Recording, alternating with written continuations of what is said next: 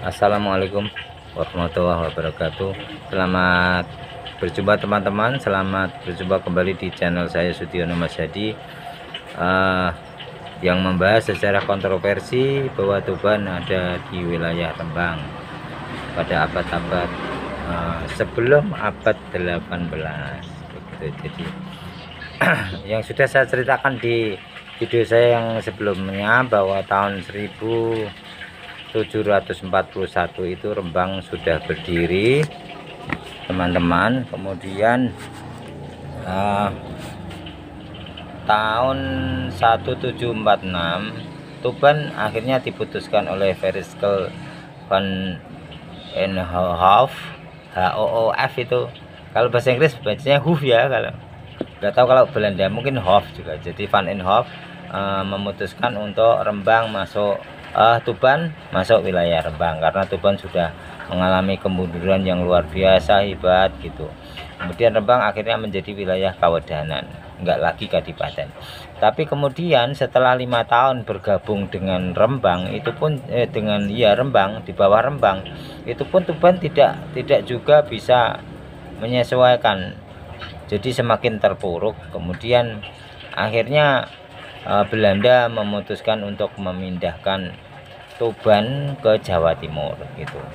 Jadi perlu teman-teman, ada teman-teman yang subscriber saya itu menjabri saya tentang masalah Tuban, kok bingungin Tuban di Jawa Tengah, Jawa Timur itu Tubannya bagaimana. Zaman dulu itu Tuban itu memang bukan hanya Tuban. Kalau zaman dulu negara dan ibu kota itu ya sama gitu loh. Jadi kayak Demak ya kerajaan Demak ya kotanya Demak, ibu kotanya gitu. Mataram ya kota Mataram begitu.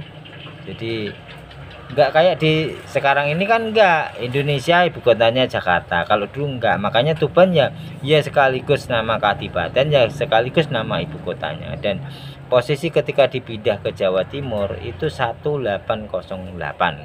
Nah, posisi seperti itu sejarahnya adalah ketika motifnya ini, kalau motifnya adalah itu ya teman-teman, kenapa dipindah, enggak dibiarkan mati saja.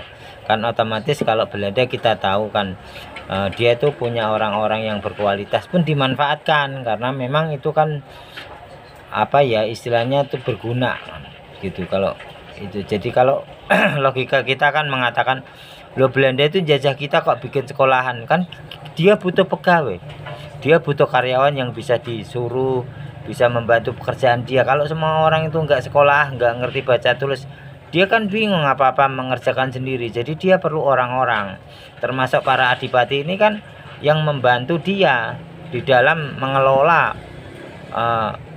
Nusantara ini gitu, Hindia Belanda ini gitu. Jadi termasuk Bupati Tuban ini ya kan satu potensi gitu. Otomatis kan sayang sekali ini seluruh jajaran pegawai kadipaten yang bisa baca tulis tiba-tiba harus jadi orang desa yang cuman tahu nyangkul. Kan logikanya ya teman-teman kan nggak masuk akal gitu. Maksudnya kan sayang gitu buat Belanda. Akhirnya dibikinkan di Jawa Timur tahun 1808 akhirnya berdiri. Itu prosesnya panjang kawan-kawan. Jadi Bupati Citrasomo itu dari Jepara ini kan seorang arsitek gitu. Jadi beliau yang diutus untuk membangun Tuban selama 6 tahun gitu. Akhirnya Tuban selama masa pembangunan itu administrasinya masih ikut dengan Gresik gitu. Jadi 3 tahun administrasi ikut dengan Gresik. Kemudian setelah ikut Gresik baru berdiri sendiri gitu. Ya itu dalam proses secara fisiknya membangun alun-alun, membangun pendopo, membangun Masjid Agung itu Tuban. Nah, posisinya itu.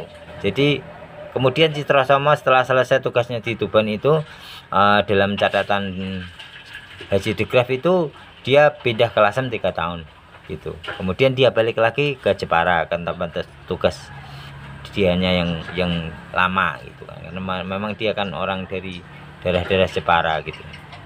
Tapi memang dia orang yang ahli pembangunan kota lah gitu. Jadi Belanda minta dia membantu gitu.